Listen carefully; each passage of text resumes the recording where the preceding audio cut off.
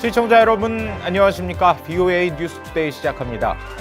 마크 에스퍼 미 국방장관은 북한이 미국을 위협할 수 있는 대륙간 탄도미사일을 개발하려 한다고 밝혔습니다.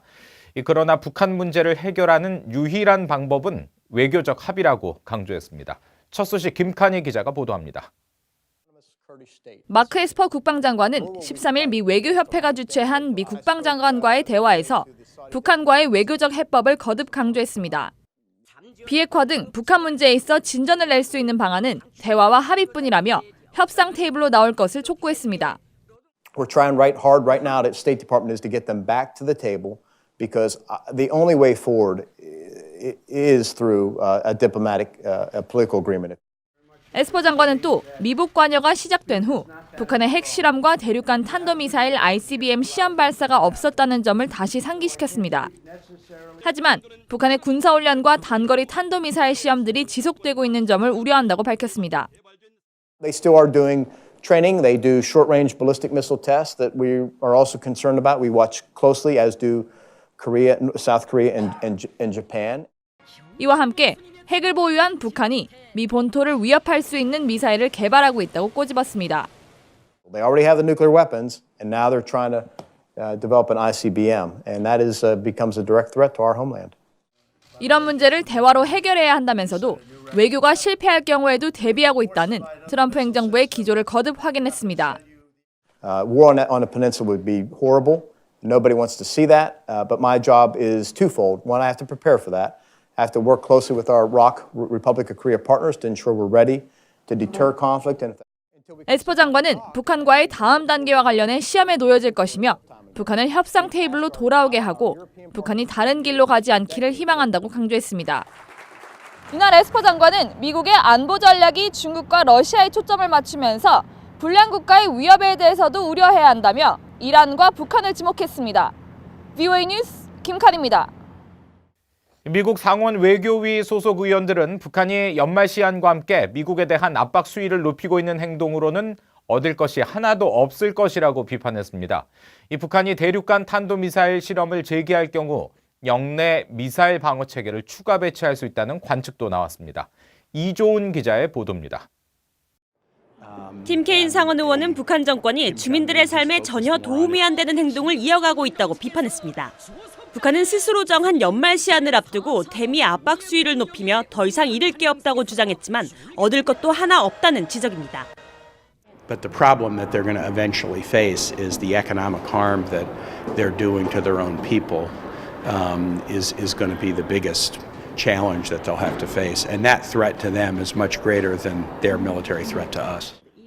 마르코 루비오 상원 의원은 북한이 정한 연말 시한은 국내용이라고 일축했습니다. 미국은 제재를 계속 유지하고 북한 정권의 제재 회피를 돕는 이들에 대한 처벌도 계속될 것이라는 겁니다. 또 북한의 대륙간 탄도미사일, 즉 ICBM 실험 재개 가능성에 대해선 미사일 방어망 강화를 역설했습니다. But one of the probable responses ultimately is going to be the need to position defenses against missiles, both again for the mainland of the United States and our allies in the region. And I imagine that's probably something the Chinese wouldn't be excited about, but they'd understand the necessity of it. 제임스 리시 상원 외교위원장은 첨예화된 미북 간 대치 상황에서 모두가 인내심을 발휘해야 한다면서도 현상 유지로 손해를 보는 쪽은 북한이라고 말했습니다. The North Korea is suffering very badly from sanctions that are in place. They'd like to get those taken off. The way to get those taken off, obviously, is to proceed to negotiate on denuclearization of the peninsula. They know that. Their original offer to do that, I believe, is still on the table. 의회는 새 대북 제재가 담긴 이번 국방수권 법안을 통해서도 북한의 최근 행동들이 외교적 해법에 대한 진정성에 의문을 제기하고 있다고 지적했습니다. VOA 뉴스 이존입니다. 미국의 전직 안보 당국자들은 최근 증가하고 있는 북한의 사이버 역량을 주목해야 한다고 밝혔습니다. 미국의 실질적인 피해를 줄 만한 역량이라면서 제재 등 추가 압박이 필요한 부분이라고 꼬집었습니다. 함지하 기자가 보도합니다. 사만타 레비치 전 미 부통령 안보부 보좌관은 13일 미 민주주의 수호재단에서 열린 토론회에서 북한의 사이버 역량이 미국에 실질적인 피해를 입힐 수 있는 수준까지 도달했다며 우려했습니다. we never considered that they would ever have the capability to constrain our economic wherewithal, because of course that was absurd. But with cyber means, they can do it, and they have shown that they will do it. 레비치 전 부보좌관은 북한의 사이버 역량은 더 커진 것은 물론 대범해졌다고 밝혔습니다.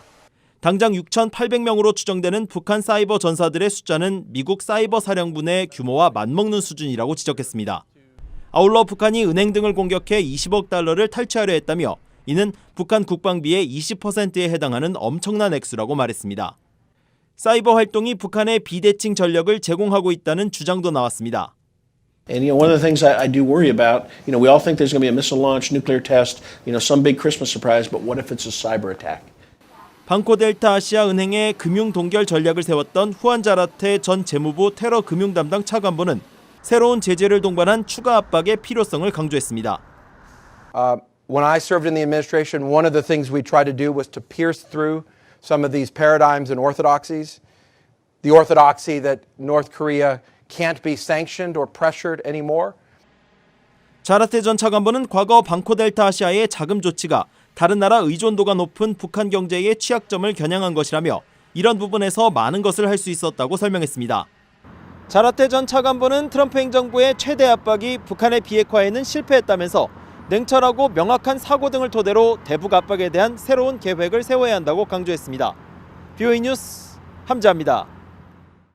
유엔 안보리 결의에 따른 북한 해외 노동자 송환 시한 22일을 앞두고 러시아 정부가 북한 노동자들을 시한 내에 내보낼 것이라는 입장을 거듭 밝혔습니다. 러시아 외무부의 표트르 일리체프 국제기구 국장은 13일 타스 통신과의 인터뷰에서 우리는 모든 안보리 결의를 기한 내에 이행할 것이라면서 북한 노동자 송환 작업이 진행되고 있다고 밝혔습니다. 하지만 일리체프 국장은 송환되는 북한 노동자 규모에 대해서는 구체적으로 밝히지 않았습니다. 앞서 북한 고려항공은 러시아 블라디보스토크에서 평양행 노선을 오는 20일까지 일시적으로 주 5회 하루 2편으로 증편한 것으로 알려졌습니다.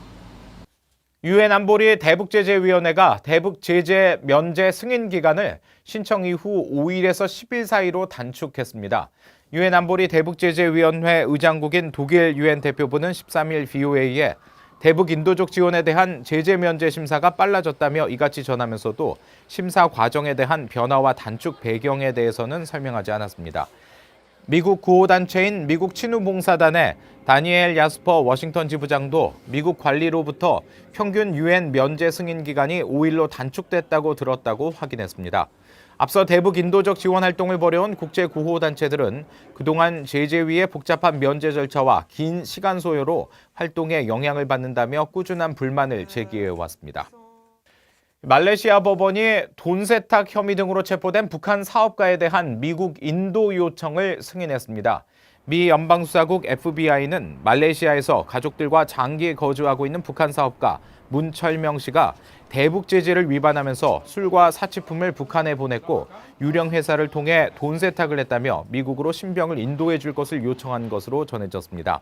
하지만 문 씨 변호인 측은 미 당국이 구체적인 설명 없이 문 씨가 미국으로부터 보트 엔진을 구입했으며 이것이 테러와 연관된 용도로 쓸 수 있다고 주장하고 있지만 이는 사실이 아니라고 반박했습니다.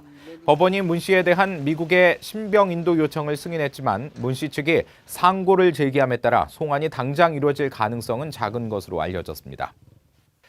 한국과 북한의 무역 규모가 400배 이상 벌어지고 국민 1인당 소득 수준은 26배 이상 차이가 나는 것으로 나타났습니다.